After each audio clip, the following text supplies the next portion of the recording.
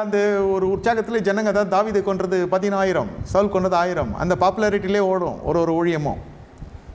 எதுலேயும் நீங்கள் ஸ்பெஷலிஸ்ட்டாக இருக்கிறீங்க, கர்த்தர் எதுலேயோ பயன்படுத்துகிறாரு. பாடுறீங்களோ, நீங்கள் வாசிக்கிறீங்களோ, இல்லை நீங்கள் ப்ரீச் பண்ணுறீங்களோ, இல்லை உங்களை மூலியமாக கர்த்தர் சுகத்தை கொடுக்குறாரோ, அற்புதத்தை கொடுக்குறாரோ, உங்களுக்குன்னு விசுவாசிகள் இப்போ ஃபேன்ஸாக மாறிட்டாங்க. தொன்று தொட்டு அது அந்த அசைக்க முடியாத அற்புதங்கள் அசைக்க முடியாத சிங்காசனம் கொடுக்குது ஊழியத்தில்.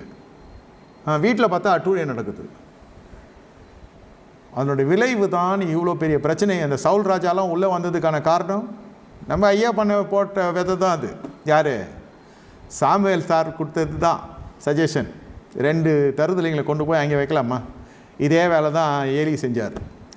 ஏலி சரியில்லைன்னு தான் ஏன் உன்னை எழுப்பினார் ஆண்டவர். மறுபடியும் அதே பேட்டர்ன் போகிற பேக்ரவுண்ட். அந்த மாதிரி நாங்கள் வளர்ந்தோம், எல்லாம் ஒரே காலேஜில் படித்தாங்க. அந்த மாதிரி தெரியும், நல்லா இருக்கு. ஏலியனுடைய கூடாரம் எதனால் குலுக்கப்பட்டது, ஏலியனுடைய சிங்காசனம் எப்படி பட்டு படிக்க ஆச்சு, எப்படி மகிமை எடுபட்டு போனதெல்லாம் தெரியும். ஏன் அது பசங்க தருதில்லை. அந்த கேப்பில் உருவானவர் தான் சாமுவேல். சரி, அவனை தள்ளிட்டார். கர்த்தருடைய அசுசியம், கர்த்தருடைய மகிமை எடுபட்டு போயிடுச்சு. இந்த மனுஷன் மூலமாக கர்த்தர் நாமத்தை மகிமைப்படுத்துகிறாரு. மறுபடியும் ஏலி பண்ண அதே மிஸ்டேக்கை நான் பண்ணேன்னா என்ன இது?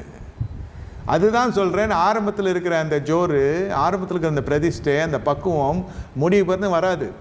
பாதி மக்களே கெடுத்துருவான். ஐயா நீங்கள் தான் ஐயா ஐயா ஐயா ஐயான்னு கட்சியில் கொய்யா வைக்க விட்டுருவோம்.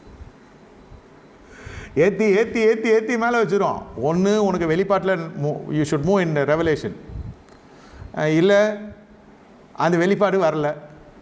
அப்போ என்ன பண்ணாக்கா மாம்ச ரீதியாக இன்ஃபர்மேஷன் பின்னாடி போய்டும் மனுஷன், தேவ மனுஷன். அவன் யார், அவன் என்ன, அவனை விசாரிக்கிறது நீ கர்த்தர்கிட்ட விசாரிக்கணும். அதான் நீ தேவ மனுஷன். நீ சிபிஐ வேலைலாம் பார்த்தீங்கன்னா முடியாது. ஒருத்தன் நல்லவனும் சொல்லுவான், ஒருத்தன் நொல்லையாகவும் சொல்லுவான்.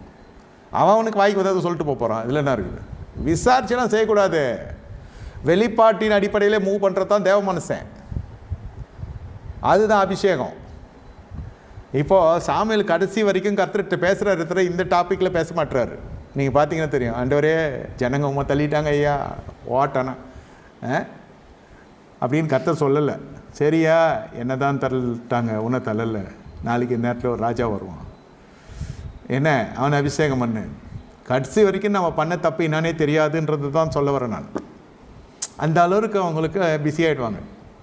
தன்னை சுய பரிசோதனை பார்க்குறதுக்கு டைம் இல்லை. கண்களை மூடி கர்த்தரை நோக்கி பார்ப்போமா?